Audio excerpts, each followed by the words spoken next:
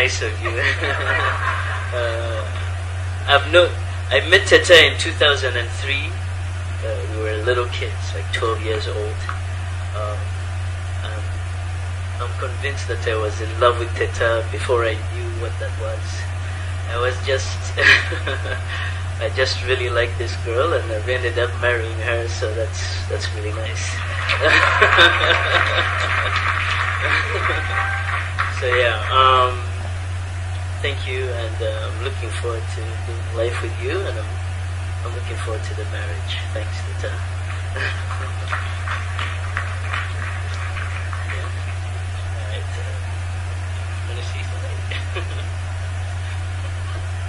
That's a tough speech to follow. You know, gender balance, language balance. There's a fugo Rwanda.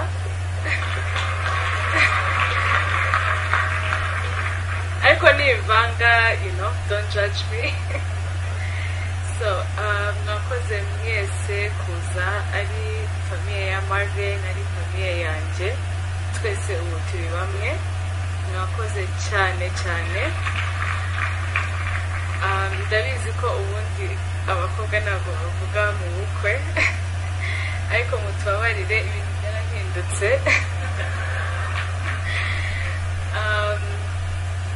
Ndashaka kubanza gushimira ababyeyi ba Marvin, Papa Marvin na Mama Marvin. Murakoze cyane to raise such an exceptional man. Yeah, unfortunately, I don't know what exceptional is in Kinyarwanda. But thank you so much for raising such a great guy. Now, he's just not my husband now, but he's my friend, and I think that's the best thing ever. Like Marvin said, we've known each other since we're 12 years old, and now, turi 30s. So, early 30s, we're not that old. But we've grown together, Candy, we've gone through so much together. So, Marvin, thank you so much for sticking by me through everything. I want to also thank my family. Thanks to my mom, who has literally done everything for me. I know abari bari kumwe natwe ejo mu gusaba nabivuze ariko ndongera mbivuge. My mom has done everything for me and my brother, and honestly, she's just, she's the best. And I want to also thank my brother, who wasn't able to be here. Ariko, he's just not my brother. Ariko, he's like my dad. He's been and such a great example. And twaranyuze mu bintu byose hamwe. I think the thing I can say is turi muri university. My mom yatumye ngenda kwiga aho musaza wanje yagiye kwiga, ariko ni kwera ko she knew that like niwe wari gukomeza kundera. Kandi yari so strict with me, nk'ukuntu mama wanjye yari strict with me, ariko tukaba n'inshuti cyane. Kandi ndamushima cyane cyane kuko nawe yarandeze nk'uko mama wanjye yandeze. Ejo familia ya Marvin yamaze kugenda, turi mu kwinegura.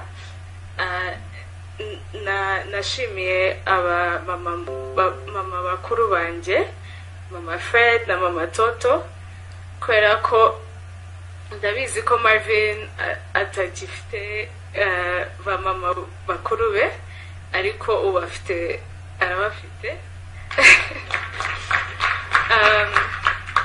Kandi it's a blessing yuko babonye granddaughter wa umwuzukuru nawe ashatse, so ndabashimira cyane kandi namwe mwarandeze neza cyane, mama Fred na mama Toto, ndabakunda cyane.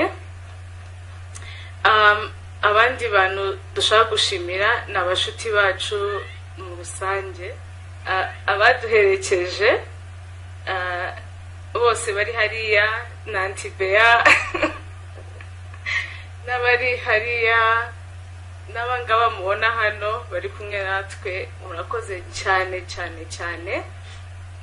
Namwe mwese turabizi yuko bigoye kugenda mu gusaba umunsi umwe, umunsi ukurikiraho the wedding, ariko thank you so much from the bottom of our hearts. Marvin yababwiye ukuntu this has been going on for so long. Hari n'igihe twavugaga nabyo tugishaka, ariko I mean gukora fete, not wedding, not the marriage. So but I think it's so important. I think byari so important yuko duhura twese gutya, abashuti b'ababyeyi ba Marvin n'abashuti b'ababyeyi banje, tugasangira ibi bihe byiza. So murakoze cyane kandi Imana ibahe umugisha.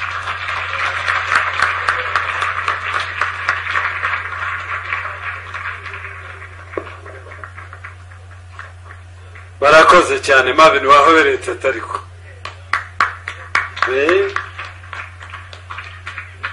maze nanjye nindira nizere ko atari jye MC wa mbere uzaburize ku bukwe, ariko TETA bavuze amagambo akomeye cyane mu Kinyarwanda n'Icyongereza, ibintu by'ababyeyi cyane cyane ab'abagore batubyara, wa muntu nahoze nita anti na pastor, nanjye ni umubyara. Hari abankosoye babimbuje ngo sinzongere ariko rero abagenagira ngo musubire mu byicaro byanyu, umwanya musubize mubyeyi Padua, noneho ndabaga igikurikiraho. Ariko twagize ubukwe bwiza pe, kandi na TETA mu byo yasubiyemo ngo mwako mwese arabashimiye. Mucyo ntari nibagirwa mubonza gushimira, reka maze kumushimira. Uri umwana mwiza uyobora ibiganiro neza muri rusange, muri mama wasika ceremonies zisanzwe mbona. Nibwo bwa mbere nkikubona, ariko nagutinye sino kugukunda gusa. Mucyo, thank you very much. Karaji ohurire cyane.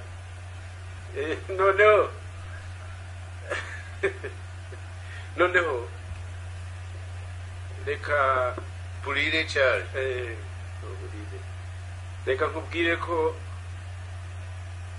nanjye ibibereye ahangaha byiza cyane, ntabwo nabeshya ko byandenze, ariko ntabwo nari byiteguye. Wanzaniye ibyiza gusa, wanzaniye umugeni mwiza, abakwe beza,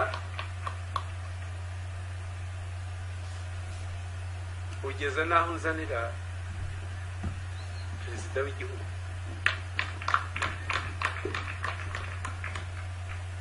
Karake rero hari icyo wari usabye nonaha, ndakurogoyaho gato ntireka nsabe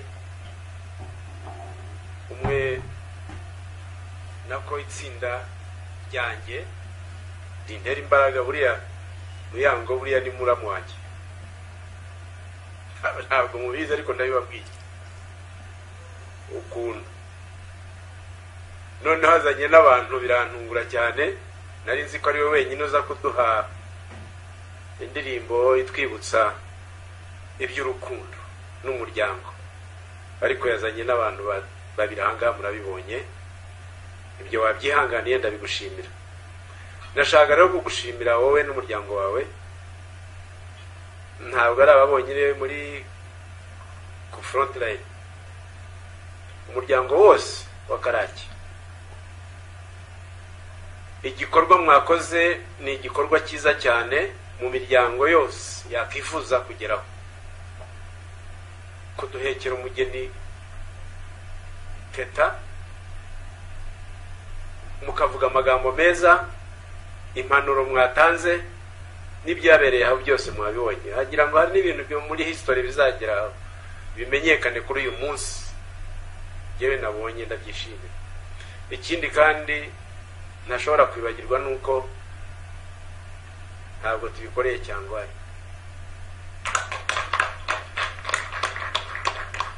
Karake nanjye kuba tubikoreye ahangaha mu gihugu cyacu duhagaze ku butaka bwacu ni ishema tuzibukiraho ubukwe bwa TETA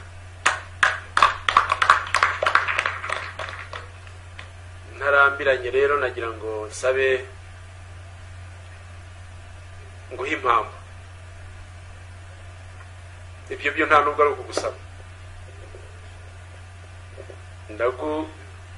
ndaguha impamba